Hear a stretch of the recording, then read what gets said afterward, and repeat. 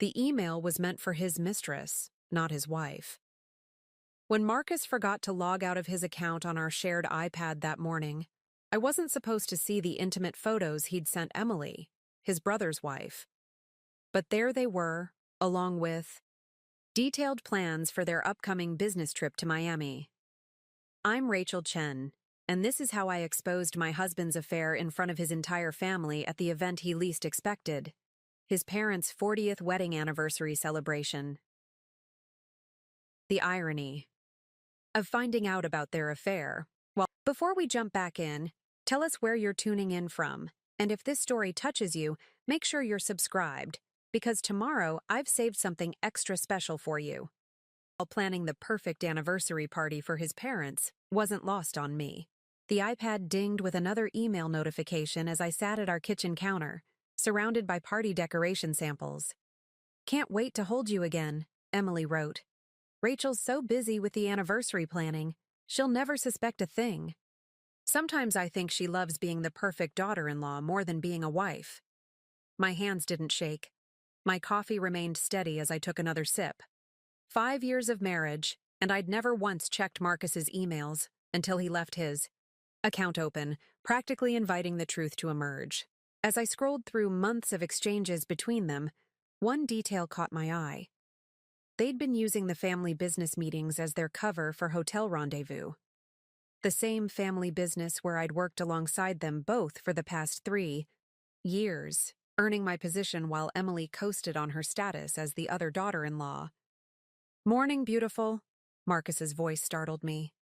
He walked into the kitchen, straightening his designer tie, the one I'd given him for our last anniversary. "You're up early. Still working on Mom and Dad's party?" I smiled, closing the iPad. "Always so much to plan. Your mother deserves perfect." I stood up, smoothing my robe. "Oh, by the way, are you still going to that business meeting in Miami next week?" "Yeah, can't skip it. Big client." He kissed my cheek, grabbing his coffee. "Emily's handling the presentations." "I'm sure she is," I murmured, watching him check his phone. My own phone buzzed, a message from Sarah, Marcus's sister, and the only other person who'd ever voiced doubts about Emily's devotion to her brother James. "Coffee later," Sarah's text read. "Need to talk about the anniversary party." "Perfect timing," I typed back. Because while Marcus thought he was orchestrating the perfect affair, he had no idea I was about to orchestrate something far more memorable for his parents' anniversary celebration. Sometimes the best revenge isn't served cold, it's served in front of 50 of your closest family members. My hands moved methodically through the morning routine, fixing breakfast, checking emails, playing the role of the devoted wife. But inside, my mind raced through every suspicious late night, every urgent business meeting, every time Emily had smiled at me with false sympathy when I mentioned Marcus's increasing absences. "You work too hard," she'd say during family dinners, her hand casually resting near Marcus's on the table. "Men need attention, Rachel. They wander when they feel neglected." All while her husband James, Marcus's brother, focused on his phone, oblivious to the betrayal happening right in front of him. The cafe where Sarah waited was quiet for a Tuesday morning. Marcus's sister sat in her usual corner booth, 2 steaming lattes already on the table. Her face, so similar to her brother's, lit up when she saw me, then fell as she registered my expression. "Okay, Spill," she said as I slid into the booth. "What's wrong? And don't say nothing. I've known you too long." I pulled out my phone, showing her screenshots I'd taken of the emails. Sarah's perfectly manicured hands shook as she scrolled through them, her face growing darker with each swipe. "That bitch," she whispered finally. "I knew it. I knew something was off about her. All those business trips with Marcus, the way she always manages to be wherever he is." She looked up at me. "Does James know?" "Not yet." I took a sip of my latte. "No one knows except you. What are you going to do? You have to tell James, or confront Marcus, or I'm going to do something better." I leaned forward. But I need your help. Sarah's eyes narrowed. I'm listening. Your parents' anniversary party. Everyone will be there. The whole family, all their friends, the entire board of directors. Marcus and Emily think they're so clever, using family events as cover for their affair. A small smile played at my lips. Let's give them an event they'll never forget. Rachel. Sarah hesitated. Are you sure? This could blow up the whole family. They blew up the family the moment they started sleeping together. I'm just making sure everyone sees the explosion. My phone buzzed. Marcus checking in about dinner plans. Such a thoughtful husband, always letting me know his schedule. I texted back that I'd be working late on the anniversary preparations. His response came quickly. You're the best, babe. Don't know what I'd do without you. Apparently sleep with my sister-in-law, I muttered, showing Sarah the exchange. She shook her head. The audacity. But Rachel, if you're going to do this, you need to be smart. Emily's not just James's wife. She's also Dad's favorite marketing director. She's got the board wrapped around her finger. Had them wrapped around her finger, I corrected, pulling out my iPad again. Look at these expense reports she's been submitting. All those business meetings with Marcus? They've been billing the company for their little rendezvous. 5-star hotels, champagne dinners, weekend conferences that never existed. Sarah's eyes widened. How did you get these? I'm the one who processes the expense reports, remember? Emily's been so busy playing footsie with my husband, she forgot who actually runs the accounting department. I scrolled through more documents. And that's not all. Remember that big marketing campaign she got so much credit for last quarter? The one that landed her that bonus? Sarah nodded. She stole it. The entire concept, all the materials. They were submitted by a junior designer who mysteriously got fired a week later. I found the original pitches buried in the company server. Holy shit, Sarah breathed. Does Dad know? Not yet. But he will, along with everyone else at the party. I pulled out a small USB drive. Everything's here. The affair, the fraud, the stolen work. All ready for the anniversary slideshow you're preparing. The slideshow? Sarah's eyes lit up with understanding. The one Mom requested, with all the family photos and memories. Exactly. Emily and Marcus think they're so careful, but they've left quite a digital trail. Photos, messages, hotel receipts. All those business trips documented in perfect detail. I took another sip of my latte. Your parents wanted a presentation about family loyalty and dedication. I say we give them one they'll never forget. Sarah was quiet for a moment, turning the USB drive over in her hands. James is going to be devastated. Yes, I agreed softly. But better he knows now than waste more years being deceived. They're planning another trip next week, Miami. Probably would have kept this going forever if Marcus hadn't gotten sloppy with his email. What about the company? This could cause chaos. Maybe it needs some chaos. A little house cleaning. I straightened in my seat. Besides, I'm not just doing this for revenge. James deserves to know the truth. Your parents deserve to know what kind of people they're trusting with their legacy. Sarah pocketed the USB drive. Okay, I'm in. But we need to be careful about how we do this. The timing has to be perfect. Leave that to me. I've got 2 weeks to finalize the arrangements. I checked my watch. Speaking of which, I have a lunch. Meeting with your mother about the catering. How can you act so normal around them? Sarah asked. I'd want to scream every time I saw them together. I stood, gathering my things. Because the best revenge takes patience. Marcus and Emily think I'm too busy planning the perfect anniversary party to notice their affair. I smiled. They have no idea I'm planning something much more memorable. As I walked to my car, my phone buzzed again. A message from Emily. Hey, need to discuss the anniversary party menu. Lunch tomorrow? Preparing and narrating this story took us a lot of time, so if you are enjoying it, subscribe to our channel. It means a lot to us. Now back to the story. I typed back, "Sorry, busy with work, but I'm sure you and Marcus can handle it during your Miami trip next week." 3. Dots appeared as she typed, disappeared, appeared again. Finally, "What do you mean?" "Oh," I replied. "Didn't Marcus tell you? He mentioned you were handling the presentations. Must have assumed you were going too. My mistake." A long pause. Then, "Right. Must have gotten the dates mixed up." I smiled, slipping my phone into my purse. Let them squirm, wondering if they'd gotten sloppy, if they'd left too many clues. Let them spend the next 2 weeks looking over their shoulders, second-guessing every interaction. Because while they were busy covering their tracks, I'd be preparing for a very special kind of anniversary celebration. One that would show everyone exactly what happens when you underestimate the woman you're betraying. My phone rang. Marcus again. "Hey, babe. Can you look over some expense reports for me? Can't seem to find the Miami trip receipts." "Of course, honey," I answered, my voice sweet as poison. "You know me. I'm always happy to help keep things organized."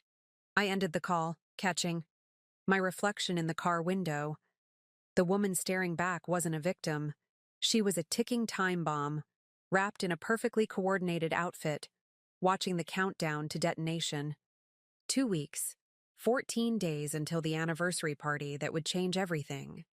Marcus and Emily thought they were living their own private love story. They had no idea they were actually characters in my revenge plot, and I was about to give them the plot twist of a lifetime. The next morning, I arrived at the office early, my heels clicking against the marble floors of the Chen International headquarters. The family business that Marcus's father had built from the ground up now occupied the top 10 floors of a gleaming downtown skyscraper. A testament to hard work and family values, or so the company brochures claimed.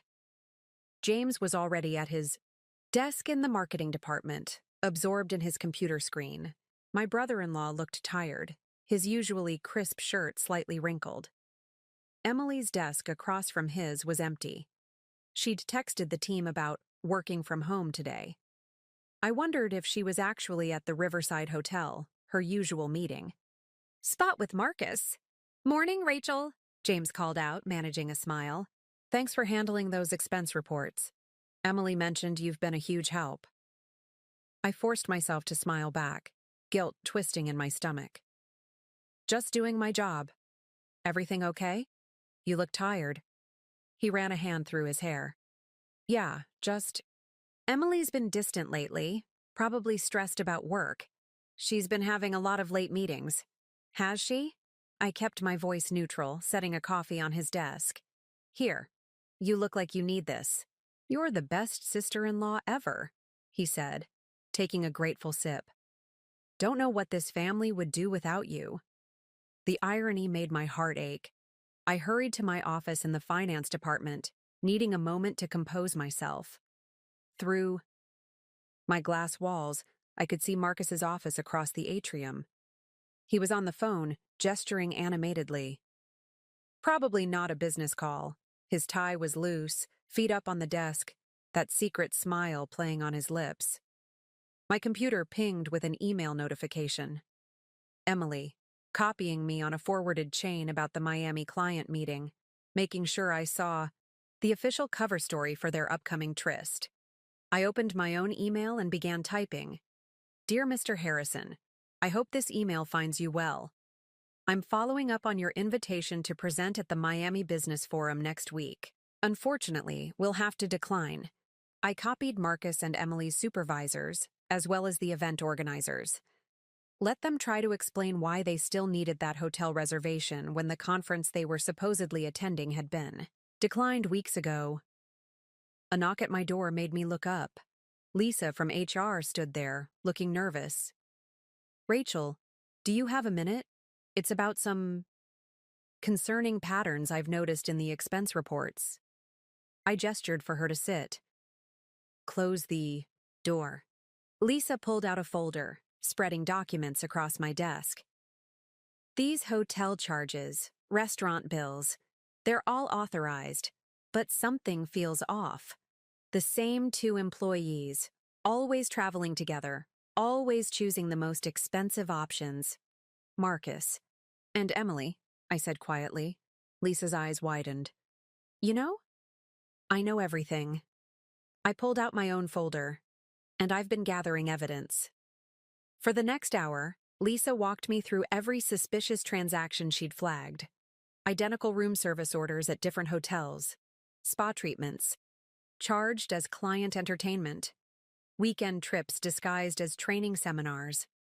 I didn't want to cause trouble, Lisa admitted. They're both so high up in the company and with the family connections. You did the right thing bringing this to me.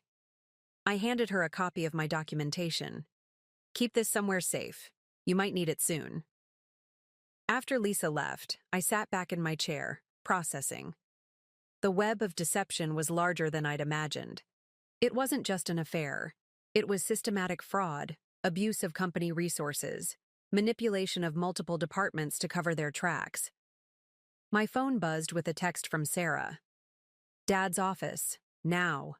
Emergency family meeting about the anniversary. Party. Perfect. Time to set another part of my plan in motion. The Chen family conference room was intimidating by design. Floor-to-ceiling windows offered a panoramic view of the city, while a massive table of polished mahogany dominated the space. Marcus's father, Richard Chen, sat at the head, his wife Helen beside him. Marcus and Emily were already there, carefully seated on opposite sides of the table. James looked up from his phone as I entered, giving me a distracted smile. Rachel, excellent, Richard boomed. We need your financial insight. Emily has proposed some elaborate additions to the anniversary celebration. Emily beamed, launching into a presentation about expanded catering, additional entertainment, doubled flower arrangements. Each suggestion more expensive than the last. Marcus nodded along supportively, while James frowned at the mounting costs. It's a lot of money, James said finally. Maybe we should scale back. Money isn't everything, honey, Emily cut in. Richard and Helen deserve the best. Right, Marcus? I watched Marcus agree, knowing he'd already helped Emily submit fake invoices to cover their Miami hotel booking. My fingers itched to expose them right there, but patience was key. Let them dig their hole deeper. Actually, I spoke up, I've been working on a special surprise element for the party. Sarah and I thought a multimedia presentation would be meaningful. Photos, videos, special moments from the past 40 years. Oh, how lovely, Helen clasped, her hands together. Richard, remember all those old family videos in the basement? I'd be happy to help gather materials, Emily offered quickly. Too quickly. I'm sure there are some photos that might not be appropriate for public viewing. Don't worry, I smiled. I'll make sure everything included is very illuminating. Marcus caught my eye, frowning slightly at my word choice. I held his gaze until he looked away first. The meeting continued, with Emily pushing for more extravagant additions while I quietly took notes. Each time she suggested something outrageous, I approved it with a smile. Let her think she was winning. Let her pile on more expenses, more evidence of her financial recklessness. After the meeting, Marcus caught up with me in the hallway. Hey, about Miami next week.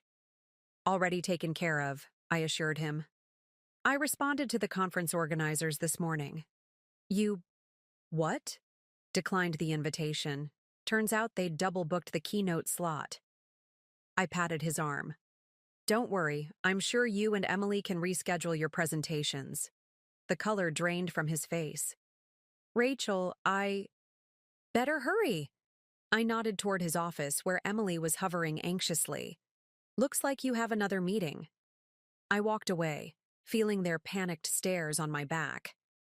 In my office, I found another email from Lisa in HR, this one containing employee complaints about Emily's behavior.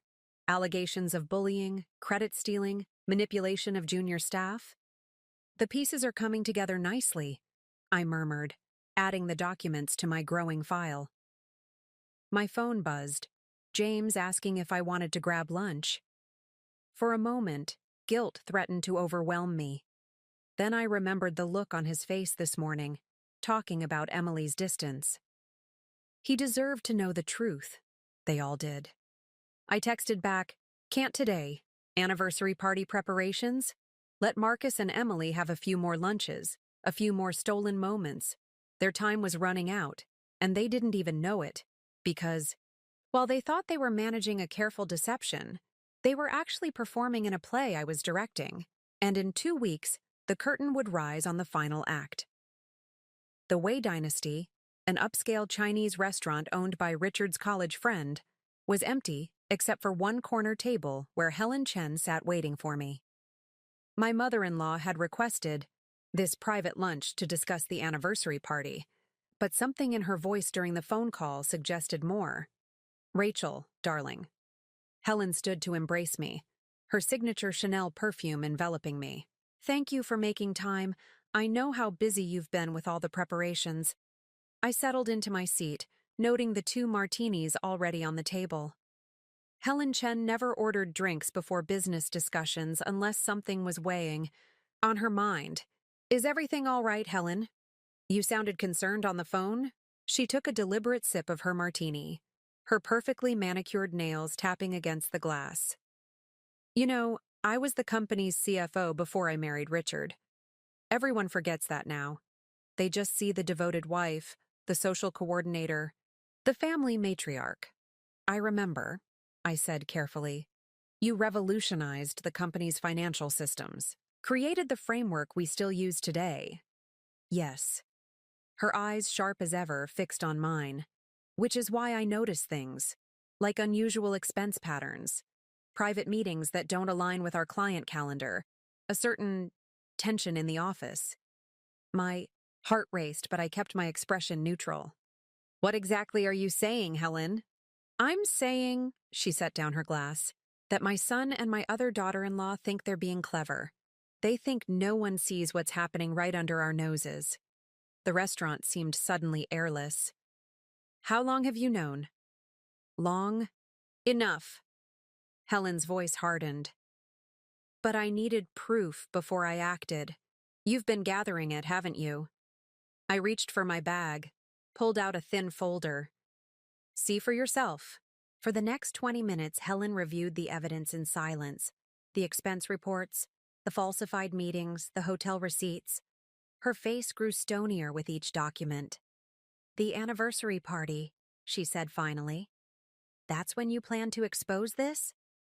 "Yes, unless you think—" "No." Helen closed the folder decisively. "Your timing is perfect, but you'll need help ensuring everything goes exactly as planned. The Chen family likes to think they control this city's business world, but they forget about my side of the family." She pulled out her phone, scrolling through contacts. "My sister Victoria sits on the boards of 3 major banks. My cousin Andrew owns the biggest media outlet in the state. And my brother Michael? Well, let's just say he specializes in making or breaking reputations." "Helen, I never meant to involve—" "They involved the whole family the moment they started this affair." She reached across the table, gripping my hand. "You're not just my son's wife, Rachel. You're the daughter I never had. The one who actually understands what it means to protect this family's legacy." My throat tight, I squeezed her hand back. "What do you need me to do?" "Keep playing your part. Let them think you're occupied with party planning." She smiled, but it didn't reach her eyes. "I'll handle the rest." Just then, my phone buzzed. Emily again. "Rachel, quick question about the anniversary venue." "Speak of the devil," Helen murmured, reading the message upside down. "She's getting sloppy. Nervous." I showed Helen my response. "In a meeting. Why don't you ask Marcus? He's handling the venue logistics." "Perfect," Helen approved. Keep them second guessing. My sources tell me they're scrambling to rebook their Miami trip. The conference cancellation hit them hard. That was well played. Helen signaled for the check. But now we need to think bigger. Tell me about this multimedia presentation you're planning. I outlined my idea for the anniversary slideshow, watching Helen's smile grow more predatory with each detail. We'll need to make some additions, she decided. I have videos from every company event, every family gathering, including some interesting footage from last year's holiday party. Emily thought she was so discreet, following Marcus to the terrace. You recorded them? Like I said, dear, I see everything. Helen stood, gathering her things. Come by the house tonight. I have some files you should see. As I watched her sweep out of the restaurant, my phone lit up with another message. James. This time, hey sis, need your advice. Think Emily might be seeing someone. My hands shook slightly as I responded, let's talk soon. I might know something. Helen was right. The time for gathering evidence was over. Now it was time to orchestrate the perfect revelation. That evening, the Chen family mansion was quiet except for the study, where Helen waited with a glass of wine and a laptop. Security footage, email archives, phone records. She'd been documenting everything for months. I didn't know who to trust, she admitted, showing me years of archived surveillance. But when I saw you starting to investigate, I knew we'd work well together. Does Richard suspect anything? Richard sees what he wants to see. He thinks Emily walks on water, the perfect daughter-in-law who dedicates herself to the company. Helen's laugh was bitter.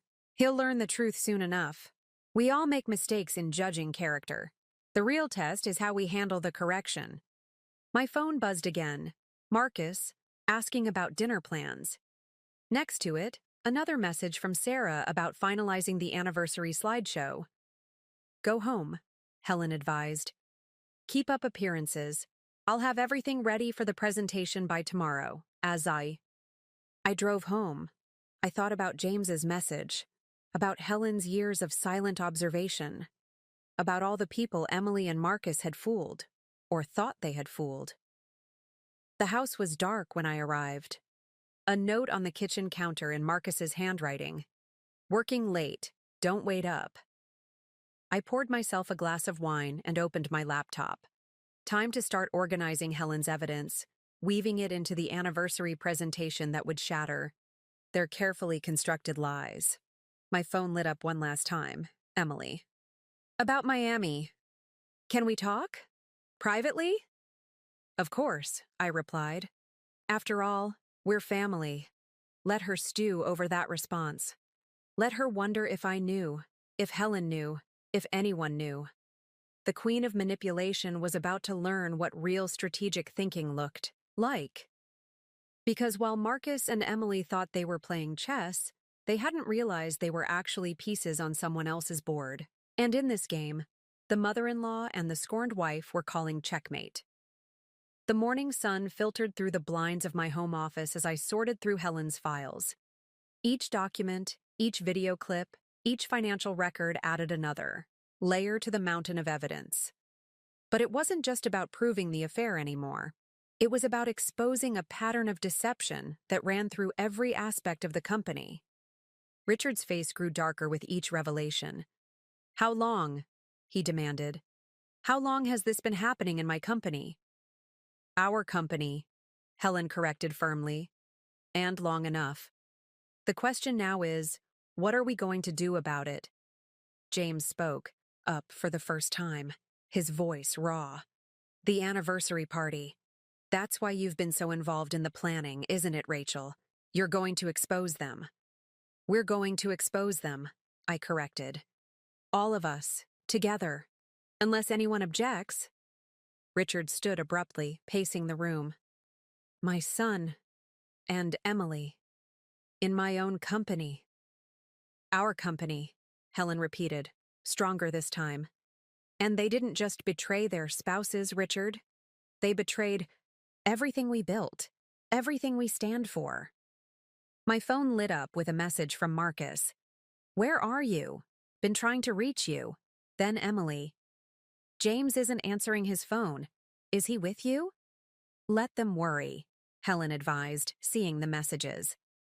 Tomorrow we finish gathering everything, and in 3 days, at the anniversary party, we show everyone exactly who they really are, James finished, a new hardness in his voice.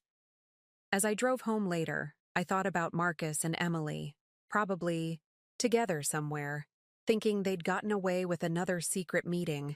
They had no idea that their world was about to implode. Not just their marriages, but their careers, their reputations, everything they'd schemed to protect. Because sometimes the greatest revenge isn't just exposing the truth, it's making sure everyone sees it at exactly the right moment. 3 days before the anniversary party, I walked into the Chen International morning meeting like any other day. The conference room was packed, department heads, senior management, and of course Marcus and Emily seated strategically far apart, maintaining their careful facade of professional distance. James sat next to me, dark circles under his eyes, betraying his sleepless night, but his spine was straight, shoulders set. We'd spent hours going over the final evidence with Helen, preparing for this moment. The first domino that would start the cascade. Richard Chen stood at the head of the table, Helen beside him, her face a masterpiece of controlled emotion. Before we begin our regular agenda, she announced, there's an urgent matter we need to address. Emily shifted in her seat, her perfectly manicured nails drumming against her tablet. Marcus loosened his tie slightly, that nervous tell again. Our internal audit has uncovered some concerning irregularities, I began, sliding folders across the table. Specifically regarding expense reports, client meetings, and resource allocation within certain departments. The color drained from Emily's face as she opened her folder. Marcus grabbed his so quickly he nearly knocked over his coffee. As CFO, I continued, my voice steady, it's my duty to report that we've found evidence of systematic fraud, falsified meeting records, inflated expense reports, and misuse of company resources for personal activities. This is ridiculous. Emily stood up, her chair scraping loudly. These allegations are completely documented, Helen cut in smoothly. Every hotel booking, every fake client meeting, every dollar spent on your private rendezvous. Would you like us to show the receipts, Emily? Or should we start with the security footage? Marcus's eyes darted between me and his mother, realization dawning. Mom, this isn't... Sit down, Marcus. Richard's voice cracked like a whip. Both of you. This is just the beginning. I pulled up the presentation screen, displaying a timeline of their deception. The Grove Hotel, March 15th. The Anderson account breakfast meeting that never happened. The Miami conference that was canceled weeks ago, yet somehow still required a luxury suite booking. Rachel. Marcus tried again, reaching for my hand across the table. Honey, let me explain. Don't touch me. My voice could have frozen hell. And don't bother explaining. We have emails, phone records, everything. Emily's composure cracked. James, please save it, James snapped, standing. I've seen it all. Every lie, every secret meeting, every time you made me feel crazy for suspecting something was wrong. The room had gone deathly quiet. Other executives stared at their folders, unable to look away from the evidence, but unwilling to meet anyone's eyes. Effective immediately, Richard announced, his voice heavy with authority. Emily Chen is suspended from all company duties pending a full investigation. Marcus, he turned to his son, disappointment etched in every line of his face. You'll report directly to the board until further notice. You can't do this. Emily's voice rose hysterically. I built the marketing department. I brought in half our major clients. Did you? I clicked to the next slide. Or did you steal those ideas from junior employees who mysteriously got fired? When they complained, Lisa, would you like to share HR's findings? Lisa stood, pulling out her own stack of documents. We have 17 formal complaints about workplace harassment, idea theft, and professional intimidation, all suppressed through threats and manipulation. This is a witch hunt, Marcus protested, but his voice wavered. No, son. Helen's voice was ice. This is consequences. Did you really think you could fool everyone forever? That no one would notice your little game? I turned to the rest of the stunned executives. A full audit report has been prepared for the board. You'll find copies in your emails, along with supporting documentation. We recommend reviewing it before the emergency board meeting this afternoon. Emergency board meeting? Emily's perfectly applied makeup couldn't hide her panic now. You can't what? James asked quietly. Hold you accountable? Expose your lies? Watch your perfect little world fall apart? Security appeared at the door. Helen's timing was impeccable as always. Please escort Ms. Chen and Mr. Chen to their offices. They can collect their personal belongings under supervision. As they were let out, Emily turned back, her face contorted with rage. This isn't over, Rachel. You have no idea what I can do. Actually, I smiled, holding up my phone. I do. In fact, I just forwarded a very interesting email thread to the FBI's Financial Crimes Division. They're particularly interested in those offshore accounts you thought were so well hidden. The door closed on her shocked face. The room erupted in whispers and hurried phone calls as executives rushed to distance themselves from the scandal. Helen touched my arm gently. Well done, but remember, this is just phase 1. I nodded. The real show is still to come. Later, in my office, I watched through my glass walls as Marcus and Emily were escorted out of the building, boxes of belongings in their arms. My phone buzzed continuously with messages from family members, colleagues, even reporters who'd somehow caught wind of the morning's events. Sarah appeared in my doorway, grinning. Just went through the final cut of the anniversary video. Still. Want to add that last segment? Absolutely. I turned away from the window. They think this morning was bad? Wait until they see what we have planned for the party. Because while Marcus and Emily had just lost their jobs, they still had their delusions.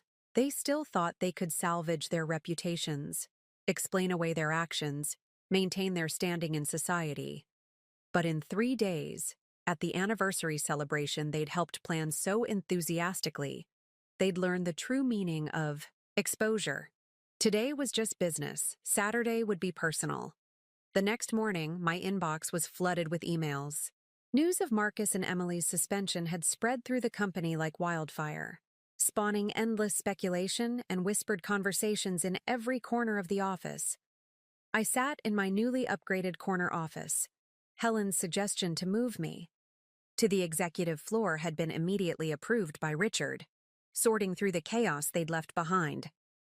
Financial records, client contacts, project files, everything needed to be reviewed for signs of their deception. You've got visitors, Sarah announced from my doorway. And trust me, you want to hear this. 2 women entered behind her. I recognized them immediately. Jessica Torres, the junior designer who'd been fired after confronting Emily about stolen concepts, and Michelle Chung, a former account executive who'd mysteriously resigned last year. We saw the news, Jessica said, clutching a portfolio. About Emily and Marcus. About the investigation. And we have more, Michelle added, placing a USB drive on my desk. So much more. For the next hour, they laid out a pattern of behavior that went far beyond what we'd already uncovered. Emily hadn't just stolen ideas. She'd systematically pushed out anyone she saw as a threat, using Marcus's position to back her plays. She made it look like I was incompetent, Michelle explained, her hands shaking slightly. Said I was mishandling the Peterson account, but really she wanted it for herself. And Marcus, he supported every accusation. The night I was fired, Jessica continued, I found them in the office, together. They laughed when I threatened to expose them, Said no one would believe me over the CEO's son and his sister-in-law. Sarah, who'd been taking notes, looked up sharply. We need to add this to the presentation. Agreed. I turned to the women. Would you be willing to go on record? Make official statements? They exchanged glances. Will it make a difference? Jessica asked.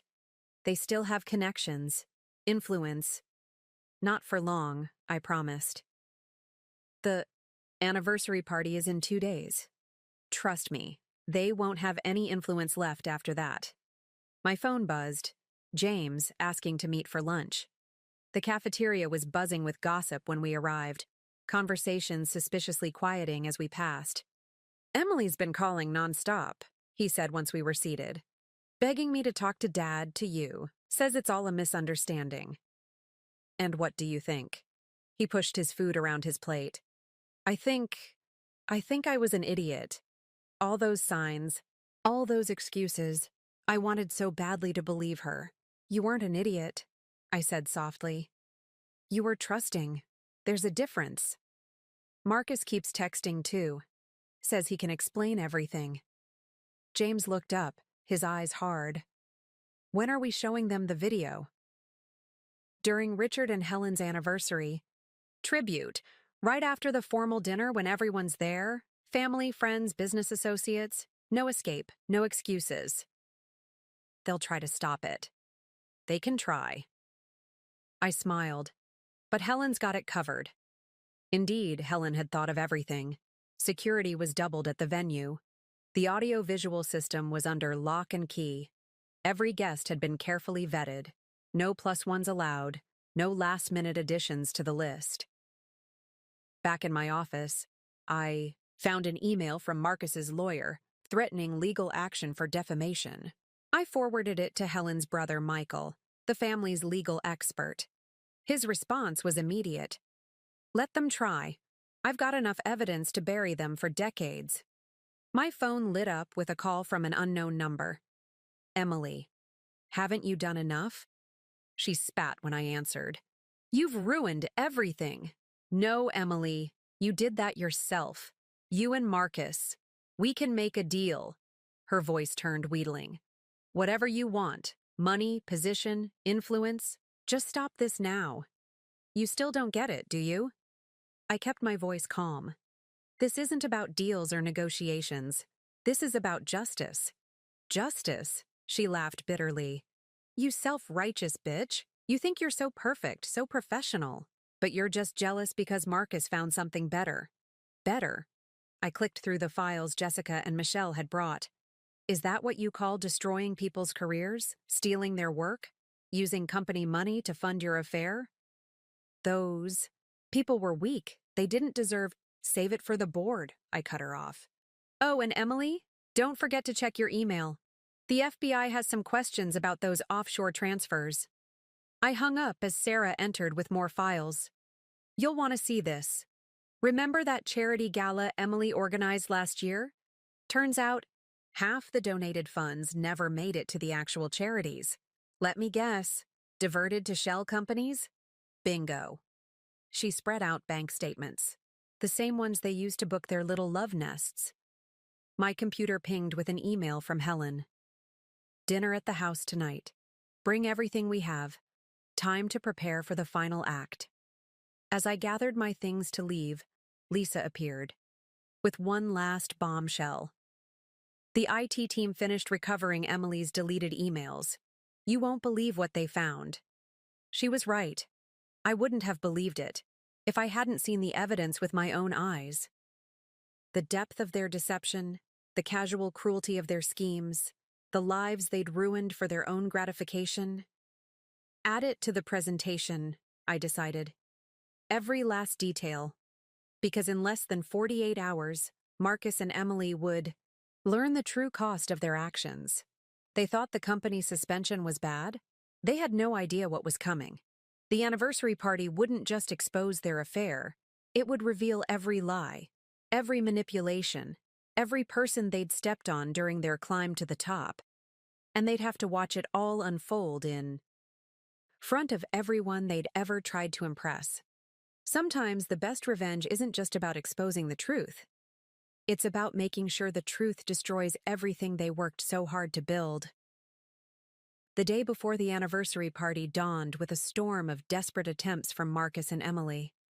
Their carefully constructed world was crumbling, and they were frantically trying to hold the pieces together. First came the legal threats, a barrage of emails from high-powered attorneys warning of defamation suits, cease and desist orders, and promises of severe consequences if we proceeded with our plans. Helen's brother Michael handled each one with ruthless efficiency, responding with evidence packets that quickly silenced their legal teams. 3 law firms have dropped them since yesterday, Michael reported during our morning conference call. Turns out even sharks don't want to defend the indefensible. Then came the emotional manipulation. Marcus showed up at the house while I was gathering my things for work, his eyes red, claiming sleepless nights and desperate regret. "Rachel, please," he begged from the doorway, his usual polished appearance noticeably disheveled. "We can work this out. Couples therapy, time apart, whatever you want. Just don't do this." "Do what, Marcus? Tell the truth? Show everyone who you really are?" "I made a mistake." He stepped forward, but my raised hand stopped him. "People have affairs, it happens, but destroying our lives, our careers, you destroyed those yourself," I cut in coldly. "Every time you lied, every time you stole, every time you helped Emily ruin someone's career to cover your tracks. The affair? That's just the beginning." "What are you talking about? Jessica Torres, Michelle Chang. Ring any bells? Or were they just more casualties in your grand romance?" The color drained from his face. "How did you—" They came forward. All of them. Every person you and Emily stepped on. Funny how people find their courage when they see their abusers finally facing consequences. My phone buzzed. Emily, again. Her 7th attempt to reach me that morning. This time she'd switched tactics, sending a long message about family loyalty and the importance of forgiveness. "Really?" I showed Marcus the text. "She's lecturing about family loyalty?" "She's desperate," he admitted. "We both are. Rachel, think about what this will do to the company, to Dad's reputation." "Oh, now you care about the company?" I laughed bitterly. "Where was that concern when you were embezzling funds? When you were using corporate resources to fund your affair? When you were helping Emily steal other people's work?" A car pulled into the driveway. James, right on schedule. Marcus's face fell as his brother approached, diplomatic papers in hand. "Time to go, Marcus," James said firmly. "Unless you want to explain to the FBI about those offshore accounts in person?" After Marcus left, James handed me a thick envelope. Emily's latest attempt. Promises to resign quietly, move away, never contact anyone in the family again, if we cancel tomorrow's presentation. Too late. I added the envelope to our growing file of evidence. The truth doesn't come with a negotiation option.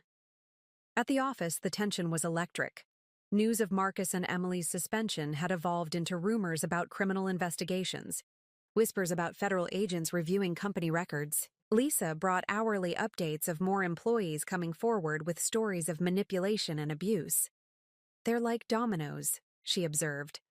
Once the first few spoke up, everyone found their voice. Sarah burst into my office mid-afternoon, her face flushed with excitement. "You need to see this. Now." She pulled up an email chain on my computer, messages between Emily and various board members, sent over the last 24 hours. Desperate attempts to secure allies, each one met with polite but firm rejections. "She's trying to rally support," Sarah explained, "claiming we're conducting a witch hunt, that it's all a misunderstanding. But look at the responses." Each reply was a variation on the same theme. Evidence speaks louder than excuses. The board had seen the proof, and they weren't interested in Emily's version of events. My phone lit up with a call from Helen. "They're getting desperate," she said without preamble. Emily just tried to meet with your father-in-law directly. Security turned her away. How did Richard take it? He's processing.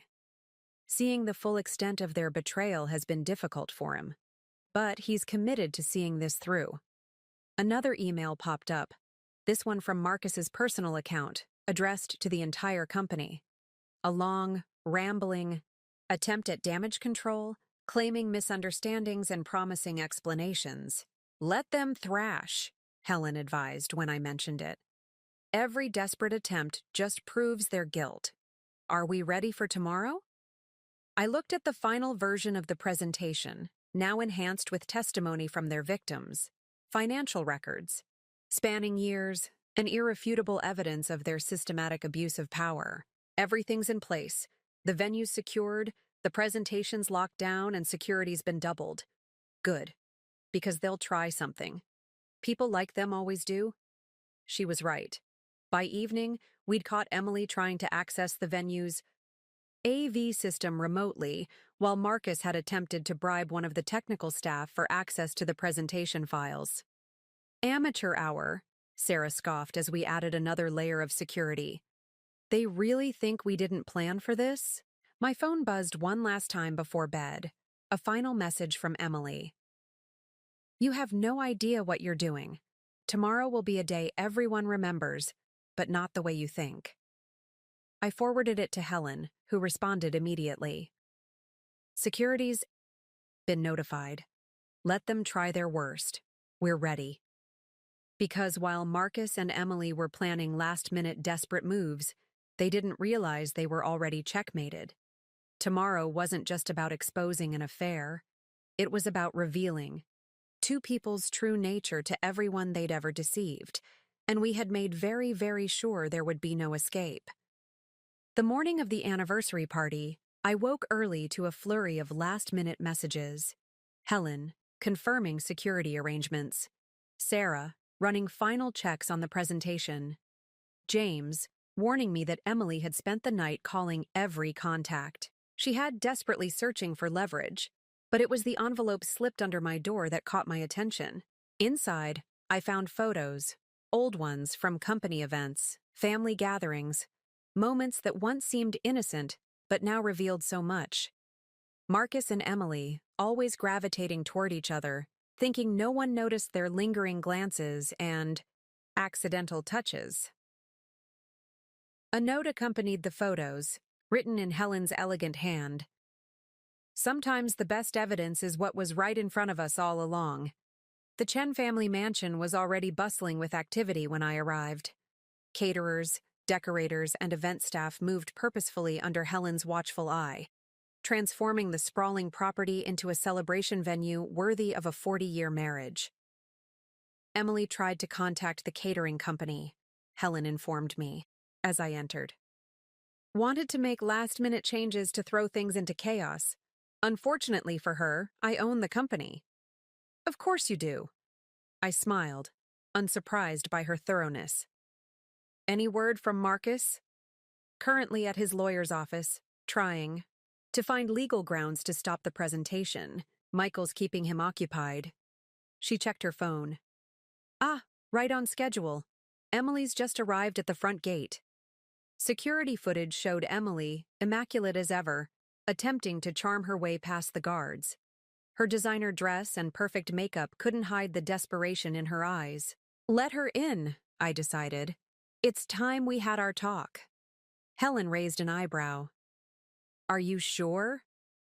Trust me. Emily found me in Richard's study, surrounded by family photos, including several that would feature prominently in tonight's presentation. Really? Rachel? She gestured around the room. All this drama over a few indiscretions? Indiscretions. I turned to face her. Is that what you call destroying people's careers? Stealing their work? Using company money to fund your affair? I made this company what it is. She stepped closer, her carefully controlled facade cracking. While you played perfect wife, I was building client relationships, growing our market share. By stealing other people's ideas? By threatening anyone who got in your way? I pulled out Jessica's portfolio. Remember this? The campaign you claimed as your own after getting her fired? She was weak, ungrateful. I gave her opportunities. You gave her ultimatums. Sleep with Marcus or lose your job. Keep quiet about stolen work or never work in this industry again. Emily's laugh was bitter.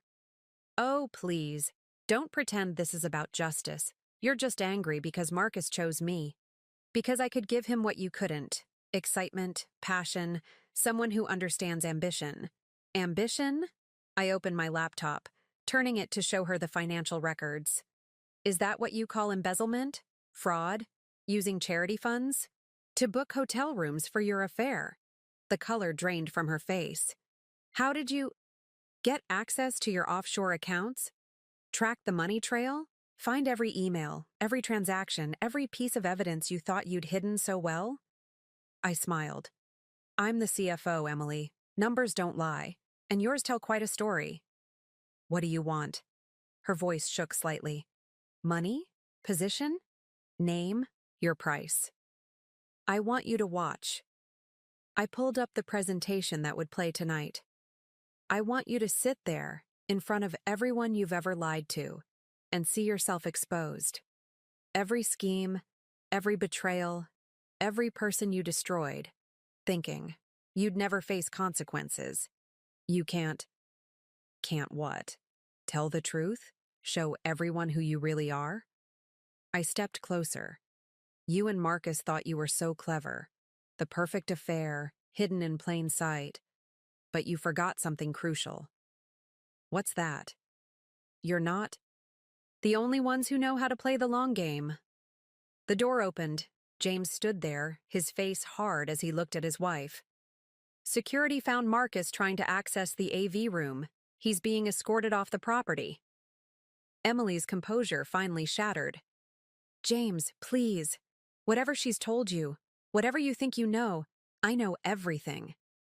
He held up his phone, playing a recording of her and Marcus planning their Miami trip.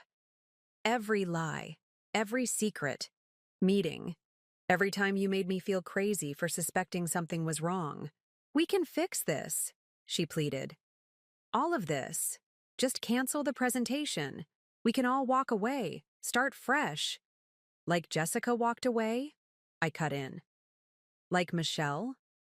Like every other person you and Marcus destroyed to protect your secret? Security appeared in the doorway. Helen's timing was impeccable as always. Ms. Chen, you need to leave. Now. This isn't over, Emily hissed as they led her out. You have no idea what I'm capable of. Actually, I held up my phone, showing her one final email. I do. The FBI is very interested in those charity funds you diverted. They'll be here tonight, too. The door closed on her shocked face. James slumped against the wall, years of suspicion and denial finally crystallizing into certainty. You okay? I asked softly. No. He straightened his shoulders. But I will be. After tonight. My phone buzzed. A final desperate message from Marcus. Please don't do this. Think about what it will do to the family. I showed it to James, who laughed bitterly. Now he cares about family? Too late, I typed back. See you tonight. Because in 6 hours, the anniversary celebration would begin. Guests would arrive, champagne would flow, and everyone who'd ever believed Marcus and Emily's lies would gather to witness their perfect facade crumble. They thought the morning's confrontation was bad? They had no idea what was coming. The Chen family mansion glowed in the evening light, transformed into a celebration of 40 years of marriage. Crystal chandeliers sparkled, champagne flowed, and elegantly dressed guests filled the grand ballroom. From my position near the presentation screen, I could see everyone who entered, including Marcus and Emily, arriving separately but equally tense. Quite a turnout, Sarah whispered, joining me at the control panel. Every board member major, client, and family friend. Even those reporters Emily tried to contact, though they're not exactly writing the story she pitched. Helen appeared beside us, resplendent in midnight blue. Everything ready?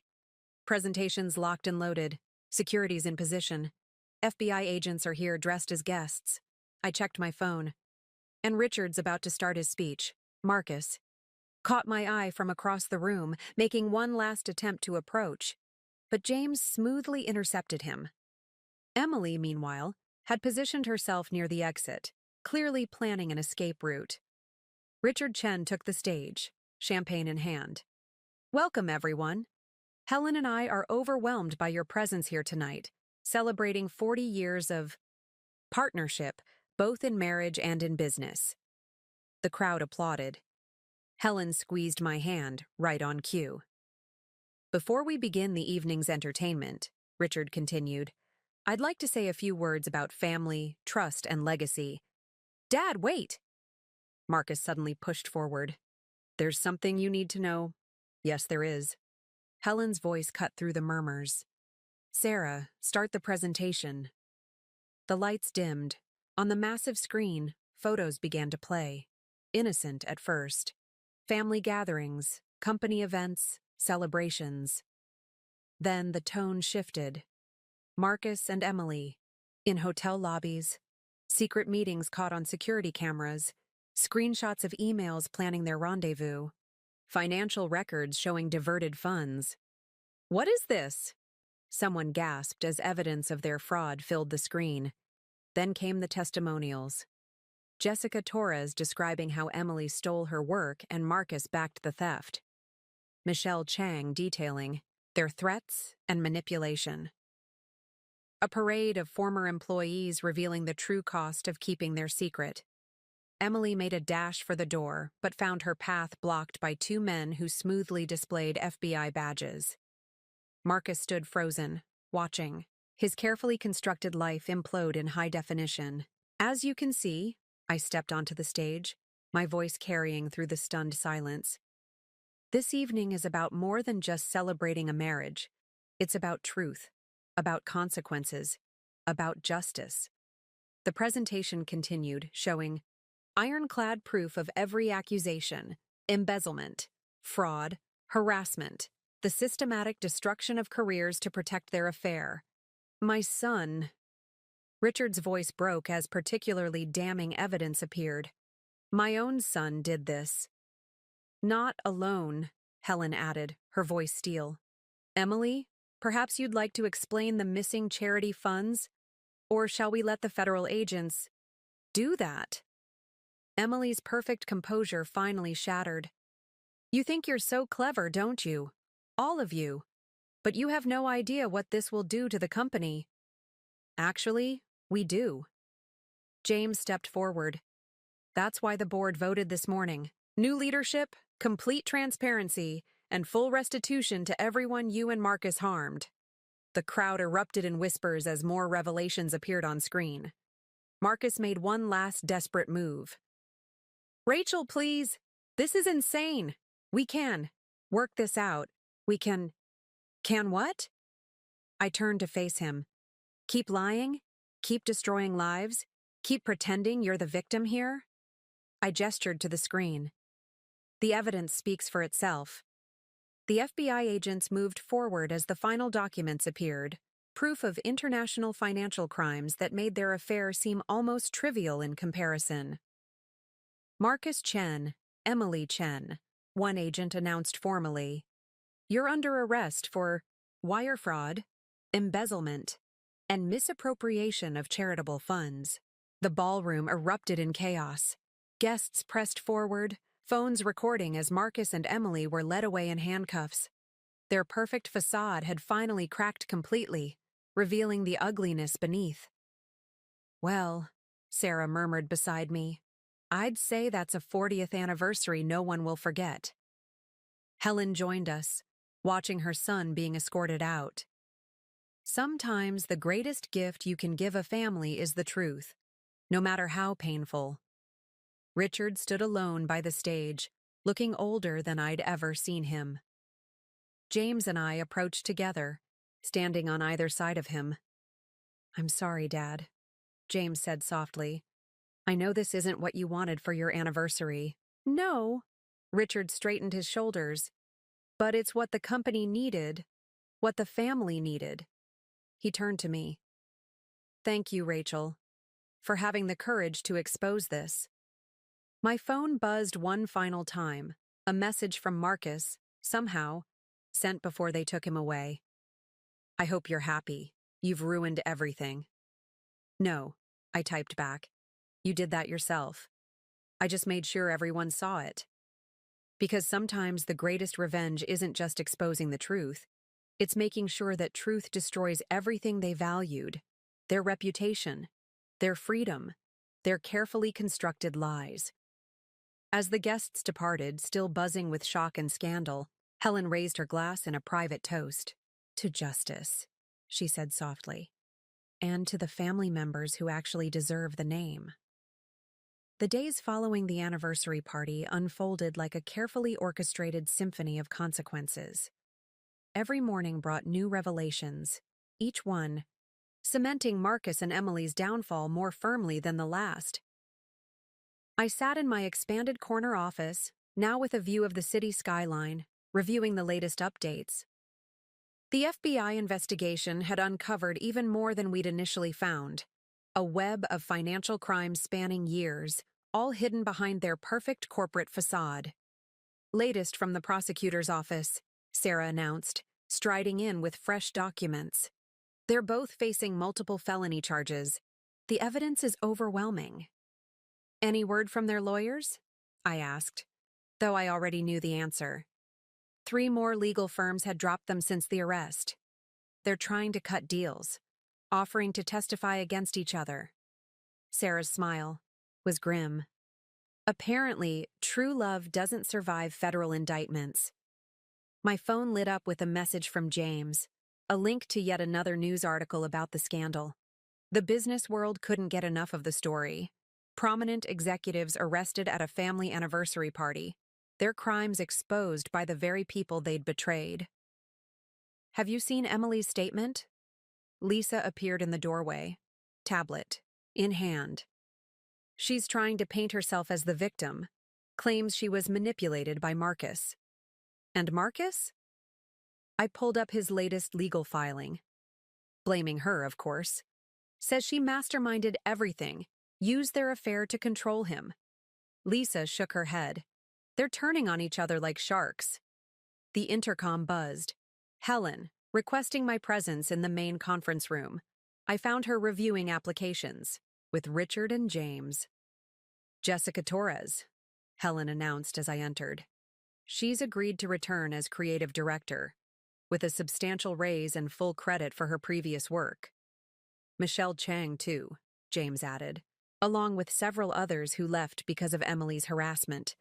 They're all coming back, helping us rebuild the departments properly. Richard looked up from the papers, his face showing the strain of recent events, but also a new resolve. The boards approved all the changes we proposed. New oversight committees, transparent reporting structures, enhanced protections for whistleblowers. And the charity division? I asked, thinking of all the funds Marcus and Emily had diverted. Being completely restructured, Helen confirmed. With full restitution to all affected organizations, plus additional donations as a gesture of good faith. My phone buzzed, a message from Marcus's father's old friend, Judge Harrison. Bail denied for both defendants. They'll remain in custody until trial. I showed the message to Helen, who nodded with satisfaction. Good. Let them experience some real consequences for once. Another message flashed, this one from a blocked number. Somehow, Emily had managed to get phone access. You think you've won? This isn't over. When I get out, forward that to the prosecutor, Helen advised. Every threat just strengthens our case. The day continued with a parade of meetings, damage control sessions with major clients, interviews with potential new executives, strategy discussions about the company's future. Through it all, I watched the business world's reaction to our story with a mix of satisfaction and vindication. Look at this. Sarah showed me her tablet during a brief break. On screen, a major business journal had published an in-depth analysis titled Corporate Crime and Family Betrayal: The Chen International Scandal. They're calling it a landmark case, she noted, setting new precedents for corporate accountability and whistleblower protection. Any comments from the happy couple? I asked dryly. Marcus tried to release a statement claiming temporary insanity due to workplace stress. Sarah rolled her eyes. His new lawyer pulled it immediately. And Emily? Still trying to play the victim card? But those recordings we found, the ones where she bragged about destroying careers, they're not helping her case. My phone lit up, with another update from the prosecutor's office. They'd found even more offshore accounts, hidden deeper than the ones we'd initially discovered. The amount of stolen money was staggering. They really thought they'd never get caught, James observed, reviewing the numbers. That they could just keep taking, keeping hurting people, and never face consequences. People like that always do, Helen said from the doorway. They mistake others' patience for weakness, their own luck for invincibility. The day wound down with a final meeting, this one with the company's largest shareholders. They'd called an emergency session to discuss the future of Chen International. The vote was unanimous, Richard announced afterward. The new leadership structure is approved, with additional oversight measures in place. And the PR strategy? I asked, thinking of all the media coverage. Transparency, Helen declared. We show exactly how we uncovered the fraud, how we're making restitution, how we're changing the company culture. No hiding, no spinning, just truth. As I packed up to leave, one last message came through, a joint statement from Marcus and Emily's legal teams. They were both pleading guilty to reduced charges in exchange for full cooperation. Fitting, Sarah commented when I showed her. They betrayed everyone else. Why not betray each other? Outside my office, the city lights sparkled against the darkening sky. In just a few days, everything had changed. The company, the family, the futures. Marcus and Emily had so carefully planned. Ready to go? James appeared at my door. Dad's called a family dinner, a real one this time. I gathered my things, taking one last look at the view. Somewhere in the Federal Detention Center, Marcus and Emily were learning the true cost of their actions. Their careers were over, their reputations destroyed, their freedoms soon to be forfeit. But here, in the company they'd tried to exploit, in the family they'd tried to deceive, something new was being built from the ashes of their betrayal. Something stronger, more transparent, more just. Yes, I said, turning off the lights. I'm ready. Because sometimes justice isn't just about punishment. It's about rebuilding, about creating something better from the wreckage of betrayal. And we were just getting started. 3 months after the anniversary party that changed everything, I stood at the podium in Chen International's newly renovated conference center, addressing a room full of employees, media representatives, and industry leaders. Today marks not just a new chapter for our company, I began, feeling Helen's approving gaze from the front row, but a complete transformation in how we do business. The events that brought us here were painful, but they taught us an invaluable lesson about transparency, accountability, and justice.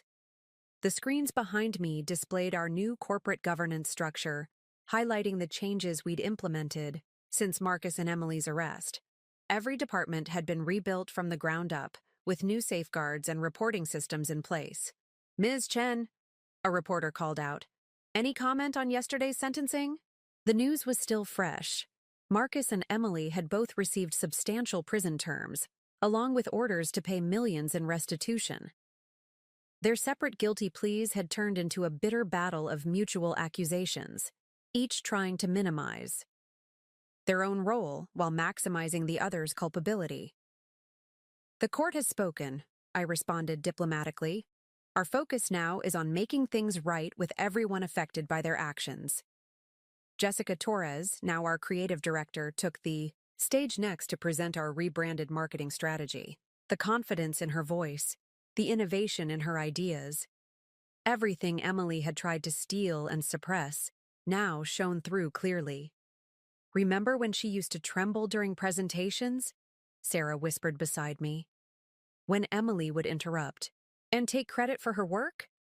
I did remember. Just as I remembered Michelle Chang's first day back as senior account executive, the way she'd hesitated before entering the building, as if expecting to find Marcus and Emily still lurking in the corridors. My phone buzzed quietly. A message from James. "Turn on Channel 7. They're showing footage from the sentencing." I glanced at the nearest monitor just in time to see Marcus being led away in handcuffs, his designer suit replaced by prison orange. Emily followed separately, her carefully maintained image finally crumbling as she faced the consequences of her actions. In addition to the criminal charges, the reporter announced, civil suits are pending from multiple former employees and defrauded charities. Sources say the total financial impact could exceed. Helen touched my arm, drawing my attention back to the present. "Your turn again, dear." I returned to the podium to introduce our new charitable foundation, one created specifically to support workplace harassment victims and corporate fraud whistleblowers. The irony wasn't lost on anyone that it would be partially funded by Marcus and Emily's seized assets. "From darkness, we create light," I quoted our new company motto. "From betrayal, we build trust." The rest of the day passed in a blur of meetings, interviews, and strategy sessions. The business world was watching our transformation closely, with many calling it a model for corporate reform. Late afternoon found me in what used to be Marcus's office, now converted into a collaborative workspace for our ethics compliance team. The view of the city remained spectacular, but the energy was entirely different. "Latest numbers from the audit," Lisa reported, spreading documents across the conference table.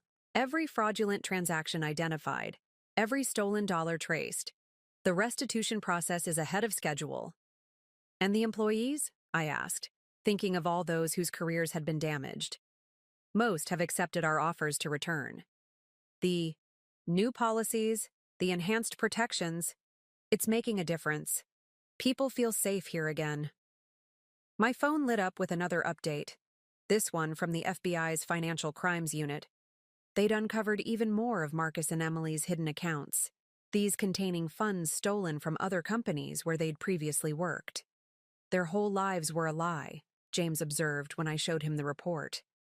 "Every success, every achievement, all built on fraud and betrayal." "Speaking of lies," Sarah entered with her tablet, "you should see Emily's prison interview. She's still trying to spin the story." We watched as Emily, barely recognizable without her expensive clothes and perfect makeup, attempted to paint herself as a victim of circumstance. "I was just trying to succeed in a male-dominated industry," she claimed. "Marcus manipulated me." "Funny." James muted the video. "That's exactly what Marcus said about her in his interview." "Let them keep blaming each other," Helen said from the doorway. "The truth has already won." The sun was setting as we gathered in Richard's office for our daily family meeting, a new tradition born from the ashes of betrayal. The old man looked more at peace now, the initial shock of his son's crimes replaced by a determination to make things right. "The board approved your proposal," he announced. "Full scholarships for business ethics studies, internship programs for at-risk youth, partnerships with anti-fraud organizations." Using their seized assets to prevent others from following their path, Helen nodded approvingly. "Perfect poetry." My phone buzzed one final time, a notice from the federal prosecutor. Marcus was attempting to appeal his sentence, claiming ineffective counsel. Beside it, a similar notice about Emily's separate appeal. "Still fighting each other," Sarah noted, reading over my shoulder. "Even in prison." "Let them." I closed the notifications. "We have more important things to focus on." Because while Marcus and Emily's story was ending in federal prison, ours was just beginning. Every exposed lie had led to a new truth. Every betrayal to a stronger bond. Every scandal to a better system. To the future, Helen raised her evening tea in a toast. And to the family members who helped us find it. The city lights twinkled beyond the windows, a reminder of how far we'd come and how far we still could go. Sometimes the best revenge isn't just exposing the truth. It's using that truth to build something better than what was lost. And we were just getting started. 1 year after the anniversary party that exposed everything, I stood in my expanded office at Chen International, reviewing the latest company reports. The transformation we'd achieved was evident in every number, every metric, every success story. Final restitution payments have been processed, Lisa announced, placing a thick folder on my desk. Every person Marcus and Emily harmed has been compensated, every stolen dollar returned, every career they damaged restored. Through the glass walls, I could see the bustling activity of our rebuilt departments. Jessica Torres was leading a creative team meeting, her confidence now radiating as she presented innovative campaigns. Michelle Chang's laughter echoed from the account management division, where she'd just landed another major client. You should see this, Sarah entered, holding up her tablet. Forbes just published their annual Most Ethical Companies list. Guess who's in the top 10? The article praised Chen International's transformation, highlighting our new transparency initiatives and whistleblower protection programs. From corporate scandal to industry leader, the headline read, how one company turned betrayal into revolution. My phone buzzed with a message from James. Prison called. Marcus is requesting another family visit. Same answer as always? Sarah asked, seeing my expression. Same answer. I typed a brief response. He lost the right to family when he betrayed it. The last year had brought multiple such requests, first from Marcus, then Emily, each trying to manipulate their way back into the family's good graces. Their appeals had failed, their sentences upheld, leaving them nothing but time to contemplate their choices. Speaking of family, Helen appeared in the doorway, elegant as ever. Richard wants everyone in the main conference room. Time for the annual review. The conference room had been redesigned, like everything else in the building. Gone was the intimidating mahogany table, replaced by a more collaborative setup that encouraged open discussion. Richard Chen sat at the head, looking energized despite the challenges of the past year. 1 year, he began as we gathered. 1 year since we exposed the rot in our company and began to rebuild. The numbers tell quite a story. Indeed, they did. Profits up 40%. Employee satisfaction at record highs. Our new ethics training program being adopted by companies worldwide. The charitable foundation we'd created from Marcus and Emily's seized assets had already helped dozens of workplace harassment victims start over. But the real success, Helen added, isn't in the numbers. It's in the lives we've changed. My phone lit up with another update, this one from the federal prosecutor. Emily had attempted to write a tell-all book about the scandal, only to have it blocked by her own guilty plea agreement. Marcus, meanwhile, had tried to secure a reduced sentence by offering information about other corporate crimes, information that proved worthless. Still trying to scheme, James observed, reading the update. Even from prison. Old habits, Sarah shrugged. But they're not our problem anymore. The afternoon brought a parade of meetings with the people whose lives had been most affected by Marcus and Emily's crimes. Former employees sharing stories of recovery and renewal, charities reporting on programs restored and expanded, young professionals finding mentorship in our new corporate culture. Remember this? Lisa handed me an old company photo. Marcus and Emily standing prominently in the front, their secret smiles now obviously smug. Hard to believe we never saw it before. We saw it, I corrected. We just didn't want to believe it. Sometimes, the hardest truth to accept is the one right in front of us. My office phone rang, Helen's secretary. Mrs. Chen wants you to know there's a letter from the prison. Emily this time. Same response as always, I instructed. Return to sender. Because while Marcus and Emily wrote endless letters seeking forgiveness, making promises, offering explanations, we had moved forward. Their betrayal had taught us valuable lessons about trust, vigilance, and the importance of standing up for what's right. Final numbers for the Ethics Foundation, Sarah reported late in the day. We've helped over 100 whistleblowers start new careers, provided legal support for dozens of workplace harassment cases, created scholarship programs for business, ethics studies, all funded by their seized assets, James added with satisfaction, turning their greed into something positive. As the sun set over the city, I gathered with the family in Richard's office for our daily meeting. The tradition had become a symbol of our new transparency, our commitment to open communication and shared purpose.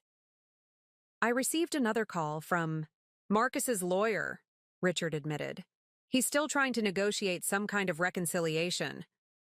Some things can't be fixed, Helen said firmly. Some betrayals run too deep. My phone showed one final notification, a news alert about a prison interview Emily had given. Still trying to rewrite history, still blaming everyone but herself. Let them keep trying, I closed the alert. We know the truth. And more importantly, we've built something better from their destruction. Because sometimes the greatest victory isn't in the exposure of lies, but in the truth you build afterward. In the lives you help heal, the systems you help reform, the changes you inspire in others. Marcus and Emily had tried to destroy what they couldn't control. Instead, they'd inadvertently sparked a transformation that made everything stronger, more transparent, more just. To the future, Helen raised her glass in our evening toast. And to the family we chose to become. Outside, the city lights sparkled against the darkening sky. A reminder that from the darkest betrayals can come the brightest opportunities for change.